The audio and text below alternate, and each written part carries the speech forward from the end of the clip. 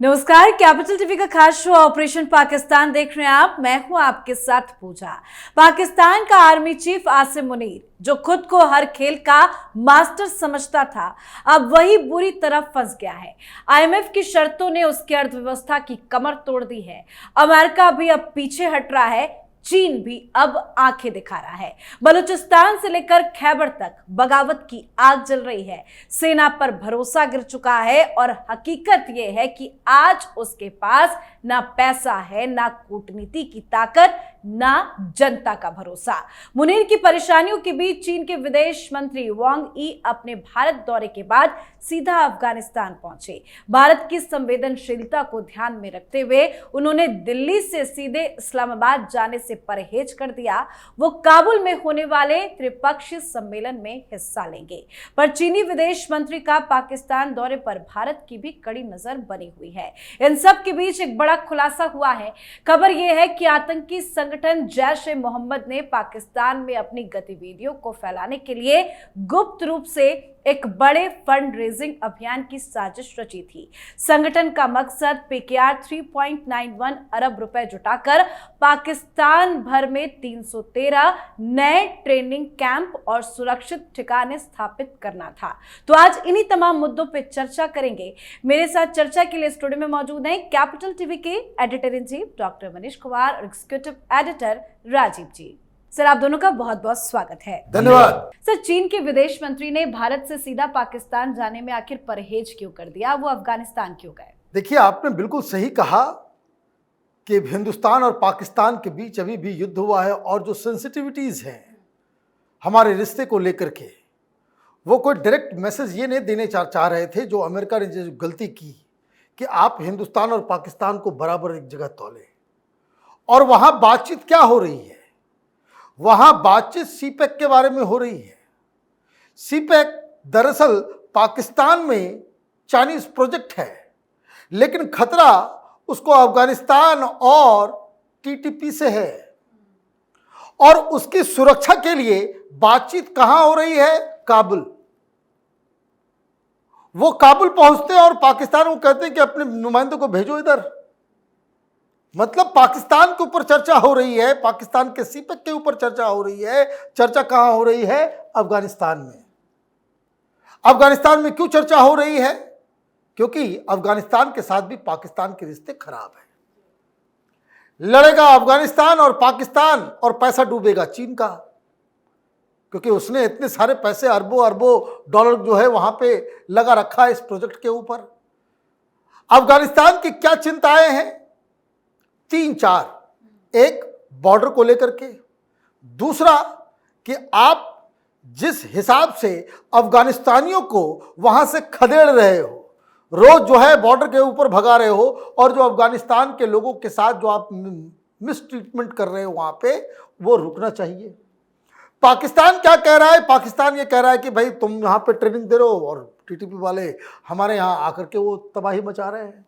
तो बहुत ही कॉम्प्लेक्स पाकिस्तान इस तरह के दलदल में फंसा हुआ है और उसको ये मालूम नहीं कि चीन ने क्या खेल कर दिया। चीन जाकर के अफगानिस्तान में बातचीत कर रहा है। ऑब्वियस सी बात है, टेररिस्ट ऑर्गेनाइजेशंस के बारे में बातचीत हो रही होगी, वहां पे सुरक्षा की बात हो रही होगी, तो उस पर नजर हिंदुस्तान से ज्यादा अमेरिका की भी लगी हुई होगी कि ये क्या कर रहा है। ये मुनीर तो आकर के हमें बता रहा है कि गैस ले जाओ, हमारे यहाँ ऑयल ले जाओ। फिर घोषणा हुई है, व्हाइट हाउस ने कहा है कि हम वहाँ पे ऑयल खदान ढूंढ लिए हैं, हम वहाँ से निकालेंगे, और पता नहीं कहाँ है वो ऑयल। और गैस का भी जो है वहाँ पे वो। अब ये ड्रिलिंग करने के लिए आप अमेरिका को भी बुला रहे हो। चीन जो है आपको अफगानिस्तान बुला करके वो कह रहा है कि बिल्कुल सब कुछ शांत रखो। तो कहने का मतलब ये है कि जो कुछ भी पाकिस्तान में हो रहा है वो दरअसल एक छलावा से कम नहीं है। पाकिस्तान को, लोगों को बेवकूफ बनाने की बात हो रही है कि ये हो जाएगा, वो हो जाएगा। और दिक्कत क्या हो रही है? दिक्कत ये हो रही है कि पाकिस्तान की सरकार दोनों तरफ से पिसती चली जा रही है। हालांकि फिलहाल तो ये अच्छा सिग्नल है, संकेत है कि चीन के विदेश मंत्री सीधा पाकिस्तान नहीं गए, लेकिन आने वाले कुछ दिनों में, कुछ घंटों में बैठकें भी होनी है, तो वहां पे क्या रणनीति है? भारत की भी नजर बनी हुई है कि क्या मीटिंग होती है पाकिस्तान और चीन के बीच में? देखिए, जो आश्वासन वांग यी भारत को देकर गए हैं और जिस तरीके से रूट चेंज हो रहा है, यानी अगर देखा जाए तो चीन की विदेश नीति कभी भी इंडिया सेंट्रिक नहीं रही। जैसे पाकिस्तान की विदेश नीति इंडिया सेंट्रिक रहती है और पाकिस्तान का पूरा लब्बो लुबाब यही रहता है कि हम दुनिया के किसी कोने में रहें, किसी देश के साथ बातचीत करें, संबंध बनाएं, तो उसमें भारत एक केंद्र में होगा और उसके बाद इसकी डोमेस्टिक पॉलिटिक्स का आधार भी भारत होता है। इसीलिए आतंकियों को पनाह देता है। आतंकवाद को पाकिस्तान के अंदर इतने बड़े स्तर पर उभारने का ये मेन कारण है कि भारत के खिलाफ उसका इस्तेमाल करना, और इसलिए उसने पहले भी अफगानिस्तान में भी ऐसे आतंकी संगठनों को जो ट्रेनिंग वहां मिलती थी और वो पाकिस्तान के रूट से कश्मीर में आता था। तो ये पाकिस्तान की विदेश नीति का आधार रहा है, लेकिन चीन की विदेश नीति का आधार भारत नहीं रहा है, भारत केंद्रित नहीं रहा। हालांकि भारत से अच्छे संबंध चीन के कभी नहीं रहे, लेकिन इस बीच क्या हुआ है, स्थितियां बदल गई है। जो एनएसए डोभाल के साथ वांग यी की बातचीत हुई, उसमें ट्रेड की बातचीत नहीं थी, उसमें बॉर्डर डिस्प्यूट को लेकर बातचीत हुई थी कि देखिए, अब बॉर्डर डिस्प्यूट जो थोड़े बहुत बचे हुए हैं, इसका हमारा डेलीगेशन के लेवल पर चर्चा हो रही है, उसको अभी हम केंद्र में नहीं रखेंगे, क्योंकि अभी हमारा आधार क्या है, अभी जो पूरी दुनिया में ट्रंप टैरिफ ने परेशानी पैदा कर दी है, उससे निपटने के लिए पहले टारगेट अमेरिका को रखें, बाद में ये पाकिस्तान से निपट लिया जाएगा। इसलिए भारत के साथ जो बातचीत हुई उसमें बॉर्डर डिस्प्यूट के ऊपर चर्चा हुई एनएसए डोभाल से, रणनीतिक चर्चा एनएसए डोभाल से हुई। दूसरी तरफ विदेश मंत्री से चर्चा हुई कि आगे हम किन किन देशों के साथ गठबंधन कर सकते हैं और जो ये ट्रंप टैरिफ की बात कर रहा है उससे निपटने के लिए हम आपस में कैसे कोऑर्डिनेशन स्थापित कर सकते हैं। इसके लिए जो ट्रंप बार बार रेयर अर्थ मटेरियल के लिए, मिनरल्स के लिए चीन पर डिपेंड रहता है और चीन को इसी के कारण जो टैरिफ में एक्सटेंशन दिया, 90 दिन का एक्सटेंशन दिया है, उसकी मेन वजह यही है कि कुछ ऐसे सामान हैं जो चीन से अमेरिका जाएगा और तभी अमेरिका के कुछ इंडस्ट्री अपने आप को बचा पाएगा। लेकिन भारत के साथ जो द्विपक्षीय संबंध चल रहे थे उसमें कुछ दिन तक गालवान के बाद कई ऐसे ट्रेड थे जो कि रुक गए थे, उसको फिर से रिज्यूम किया गया। और ये सारे डील के साथ वो अफगानिस्तान इसलिए भी गए क्योंकि भाई पाकिस्तान के दो दुश्मन यानी भारत और अफगानिस्तान, ये मुनीर ही बोल रहा है, ये दूसरे लोग नहीं बोल रहे हैं। दोनों के बीच बहुत अच्छे संबंध थे तालिबान और पाकिस्तान के बीच, लेकिन आजकल ये मुनीर बोल रहा है। अमेरिका में गया तो उसने कहा कि जिस तरह बलूचिस्तान के अंदर फितना अल हिंदुस्तान है, यानी कि जितने ऑर्गेनाइजेशन बलूचिस्तान की आज़ादी की मांग कर रहे हैं उसकी फंडिंग भारत से आ रही है, और दूसरी तरफ ये तालिबान जो अफगानिस्तान में है वो अपने यहां टीटीपी के लोगों को ट्रेनिंग देता है, वहां से उसे भेजता है, हथियार देता है, पैसे देता है। तो जिस प्लेटफॉर्म पर उसने भारत को रखा उसी प्लेटफॉर्म पर अफगानिस्तान को भी रखा, और इन दोनों जगह से ये वांग यी संदेश देना चाहते हैं कि तुम अगर अमेरिका के पास जाओगे तो हमारे लिए विकल्प तैयार है, हम भारत और अफगानिस्तान के साथ बेहतर संबंध बनाएंगे तो तुम्हारे अमेरिका वाली हेकड़ी ऐसे ही टूट जाएगी। मतलब दोनों तरफ से देखा जाए तो चाहे वो अमेरिका हो या चाइना हो, दोनों के दलदल में आसिम मुनीर फंस चुके हैं बिना किसी डाउट के। और आसिम मुनीर का बस एक ही काम रह गया है कि वो किसी तरीके से अपनी लेजिटिमेसी, उसका पूरा फोकस क्या है, उसका पूरा और पहला फोकस ये है कि किसी तरीके से फील्ड मार्शल का जो उसका जो अगले महीने तक जो उसकी जो सर्विस है वो एक्सटेंड हो जाए, और इसके लिए वो सारी जिसको कह सकते हैं कि आसमान जमीन एक करने में लगा हुआ है। और नवाज शरीफ ने कह दिया कि अब इसको एक्सटेंशन नहीं मिलेगा, तो एक तो स्थिति वहां बन रही है उस तरह का कि वहां पे कोई सत्ता परिवर्तन हो सकता है, और इसको लेकर के आप देखिए कि किस तरीके से वहां पे अलग अलग तरीके से बातचीत हो रही है। लेकिन इस बीच जो आपने अपने न्यूज़ में कहा कि एक नई समस्या जो है वो पैदा हो रही है। और ये कौन उठा रहा है ये मामला? ये पाकिस्तान की मीडिया से ये खबर आ रही है और ये खुलासा भी पाकिस्तान की तरफ से किया जा रहा है कि वहां टेररिस्ट लोग ये जैसे मोहम्मद वाले वो 313 के आसपास वो मरकज बनाने, वो ट्रेनिंग सेंटर बनाने के लिए, और ये काम क्या किया, हर मस्जिद में जाकर के कहा कि भाई गाजा पैसा भेजना है, गाजा पैसा भेजना है। बस बताइए, ये तो धर्म जिहाद करते हो भी झूठ पे। और जितना पैसा आया सब जो है वो अजहर मसूद और वे लोग जो है वो अपना लेकर के बैठ गए।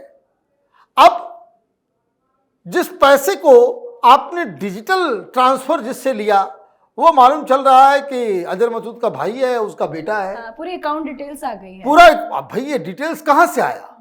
ये डिटेल्स पाकिस्तान के अंदर से दिया जा रहा है। क्यों दिया जा रहा है? वो इसलिए दिया जा रहा है कि अब मुनीर को आना दिखाया, बचाओ। अब अमेरिका को कहो कि वह FATF से जो है मुक्ति दिलाए। अब तो आप बचोगे नहीं जी। यहां टेररिज्म के ऊपर कोई कंट्रोल नहीं है, तो भाई मीटिंग तुम करोगे वॉशिंगटन में जाकर के, व्हाइट हाउस में, तुम तो आतंकवाद को खत्म करने का आपने जो एक वहां अमेरिका के साथ एक वो किया ना ये लोग कि भाई टेररिज्म को खत्म करेंगे, ये खत्म कहाँ है? तो पनप रहा है, तुम्हारी आंखों के नीचे से हो रहा है। तो ये आप समझिए कि एक अलग तरीके का अंदर खाने जो है वो वॉर चल रहा है पाकिस्तान के अंदर। मुनीर कुछ कहता है, उधर भुट्टो की पार्टी कुछ और कह देती है।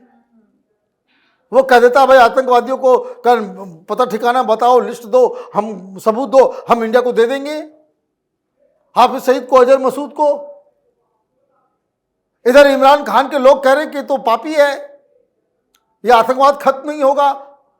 शहबाज शरीफ भी परेशान चल रहा है कि भाई मुझे तो यहाँ बिठा दिया है और खुद ये अमेरिका जा रहा है, वॉशिंगटन DC में जाकर के लोगों से मिल रहा है, तो मैं किस तरह का प्रधानमंत्री हूं? और नवाज शरीफ कह रहे हैं कि भाई अब इसको एक्सटेंशन देने का काम नहीं, कोई दूसरा आएगा। तो अभी आप देखते जाइए कि ये जो जितनी ऊंची उड़ान जो उड़ रहा है ना मुनीर, ये 1 महीने के अंदर ये धाराशाही होने वाला है। करने वाले हैं मतलब। लेकिन सर सबसे बड़ा सवाल यही है कि ये फंड रेजिंग का जो खेल चल रहा था, क्या आसिम मुनीर को इसकी जानकारी नहीं हो पाई? देखिए, मुनीर को जानकारी ही है और मुनीर ही ये सारा खेल करवा भी रहा है। जैसा डॉक्टर साहब ने कहा कि नवाज शरीफ ने कह दिया है एक्सटेंशन नहीं मिलेगा, शहबाज शरीफ भी परेशान हैं। ये वाशिंगटन के साथ, ये ट्रंप के साथ, ये जितने अभी फॉरेन पॉलिसी डिसाइड कर रहा है वो तो मुनीर कर रहा है। वो इतने समय के बाद, यानी कि ऑपरेशन सिंदूर जब चलाया भारत ने, भारत पाकिस्तान के बीच संघर्ष हुआ, उसके बाद वो कितने देशों की यात्रा कर चुका है। शहबाज शरीफ तो 2 देश की यात्रा किया, लेकिन ये दौरा कर रहा है, सीधे चला गया अमेरिका, 2 बार इस बीच में। अमेरिका के साथ चीन चला गया, तुर्की गया, उसके साथ ये सऊदी अरब गया, अजरबैजान गया।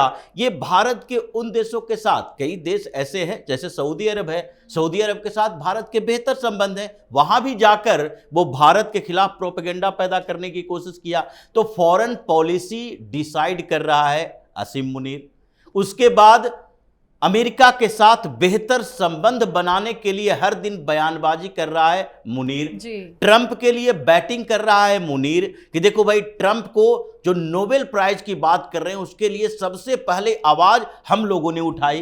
तो ये जो पूरा डील चल रहा है पाकिस्तान के अंदर, चीन बैठकर देख रहा था, और चीन की भूमिका पाकिस्तान में क्या है ये छिपी हुई बात नहीं है। अरबों डॉलर का इन्वेस्टमेंट भी है, और इतने सालों से ये धीरे धीरे उस लेवल पर पहुंचा है कि पाकिस्तान में अमेरिका से ज्यादा अपना वर्चस्व बना सके। और वो देखते हुए अभी जो अचानक से नवाज शरीफ को हिम्मत आ रही है कि अपने भाई की कुर्सी बचाएं, शहबाज शरीफ सोच रहा है ये कहीं ना कहीं चीन का एंगेजमेंट उसमें है कि मुनीर को पहले आउट करो। जब तक ये रहेगा, ये अमेरिका के गोद में बैठकर उसके पावर का इस्तेमाल करके यहां पर तख्ता पलट की कोशिश कर रहा है। वो समय लग सकता है, लेकिन इसकी कोशिश यही है। तो इस कोशिश को नाकाम करने के लिए जो तरीके पॉलिटिकली उठाए जा रहे हैं, चीन की बड़ी भूमिका है, और इसीलिए शहबाज शरीफ भी अब थोड़ा एक्टिव हुए। दोनों के बीच अब इंटरनली जंग चल रहा है, और मुनीर इसको बैलेंस करने के लिए क्या तरीका अपना लिया, ये सब जो खबरें आ रही है, जैसा डॉक्टर साहब ने हाँ। कहा, ये पाकिस्तान से आ रही है। ये अगर सीक्रेट मिशन है जैश का, तो ये पाकिस्तान के आर्मी के बिना सहयोग से हो भी नहीं सकता, और उसके सहयोग के बिना ये आउट भी नहीं हो सकता। तो अभी तो ये 313 ठिकाने इन लोगों ने एक्सपोज कर दिए, और मोदी के भी लिस्ट में 313 ठिकाने आ गए। तो अभी मीडिया में 313 का जिक्र किया गया, लेकिन उन 313 जगहों को टारगेट पर ले लिया गया होगा। भारतीय सेना फिर भी एक्टिव है। ये 313 ठिकाने बनते बनते वहां पर कुछ और मिसाइलें गिरेगी, जैसे इसके पहले के मरकज ढाए हैं, आगे भी मरकज इनके वैसे बिल्कुल। पीएम मोदी वैसे भी इस मामलों में कहाँ चूकते हैं। बहुत बहुत धन्यवाद सर आप दोनों का। धन्यवाद। तो एक नहीं कई परेशानियों से जूझ रहा है पाकिस्तान। मुनीर की हवा टाइट हो रखी है। अब कोई भी देश मदद के लिए तैयार नहीं है। अमेरिका हो या चीन, पाकिस्तान से डरा हुआ है। साथ ही जैश ए मोहम्मद की गुप्त फंड रेजिंग का जो खुलासा हुआ है, वो भी पाकिस्तान के लिए बड़ी परेशानी का सबब है। तो आपकी क्या राय है, कमेंट करके लिखिएगा। देखते रहिए कैपिटल टीवी। नमस्कार।